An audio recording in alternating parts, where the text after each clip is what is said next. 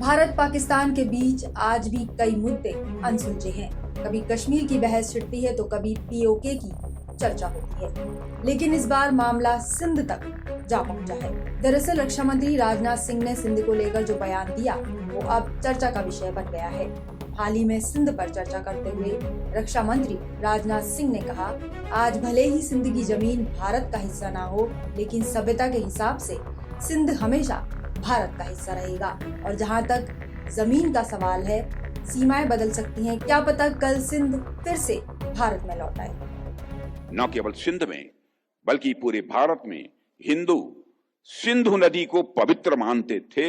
सिंध के कई मुसलमान भी मानते थे कि सिंधु का जल मक्का के आबे जमजम से कम पवित्र नहीं है। यह मैं उनका कोट बतला रहा हूं, यह अडवाणी जी का कोट। आज सिंध की भूमि, मेरे बहनों भाइयों, यह भारत का हिस्सा भले ही न हो, लेकिन सभ्यतागत रूप से सिंध हमेशा भारत का हिस्सा रहेगा।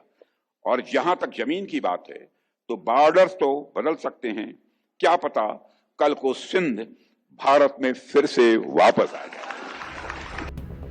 हालांकि इससे पहले यूपी के मुख्यमंत्री योगी आदित्यनाथ भी सिंध को लेकर बयान देकर सुर्खियां बटोर चुके हैं।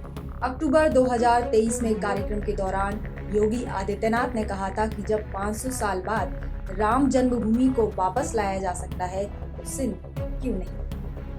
500 वर्षों के बाद राम जन्मभूमि वापस ली जा सकती है, कोई कारण नहीं कि हम सिंध वापस न लें।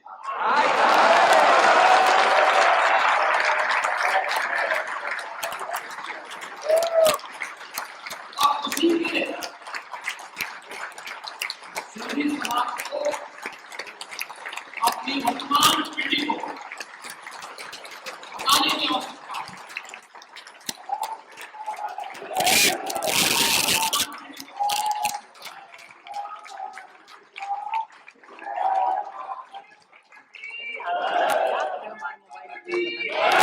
वही बताने की आवश्यकता है।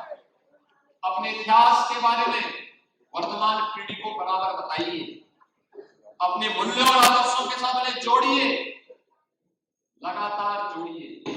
अगर वे अपने इतिहास के बारे में जानकारी रखेंगे, अपने पूर्वजों की धरती के बारे में जानकारी रखेंगे, तो उसे प्राप्त करने के लिए किसी न किसी दिन उन्हें सफलता भी जरूर प्राप्त होगी। राजनाथ सिंह का सिंध को लेकर दिया गया बयान पाकिस्तान तक खलबली मचाए हुए है। पाकिस्तान के विदेश मंत्रालय ने राजनाथ सिंह के बयान पर नाराजगी जताई है। उसने लेटर जारी करके लिखा, क्या बोला पाकिस्तान। पाकिस्तान के सिंध प्रांत के संबंध में भारतीय रक्षा मंत्री की भ्रमपूर्ण और खतरनाक संशोधनवादी टिप्पणियों की पाकिस्तान कड़ी निंदा करता है। इस तरह के बयान विस्तारवादी हिंदुत्व मानसिकता को उजागर करते हैं, जो स्थापित वास्तविकताओं को चुनौती देना चाहते हैं और अंतर्राष्ट्रीय कानून, मान्यता प्राप्त सीमाओं की हिंसा और राज्य की संप्रभुता का स्पष्ट उल्लंघन करते हैं। अगर सिंध प्रांत की बात की जाए तो इंडस वैली सिविलाइजेशन यानी सिंधु सभ्यता का केंद्र, मोहनजोदड़ो, हड़प्पा, लोथल, ये वो नाम हैं जो दुनिया की सबसे पुरानी सभ्यताओं में शामिल रहे हैं। ब्रिटिश काल में सिंध बॉम्बे प्रांत का हिस्सा था। 1947 विभाजन के बाद सिंध पाकिस्तान का प्रांत बना। 10 लाख से अधिक सिंधी हिंदू अपने दुकान, घर, जमीन और मंदिर छोड़कर भारत आए। भारत पहुंचकर वे पुणे, मुंबई, अजमेर, भोपाल, दिल्ली, अहमदाबाद जैसे शहरों में बस गए।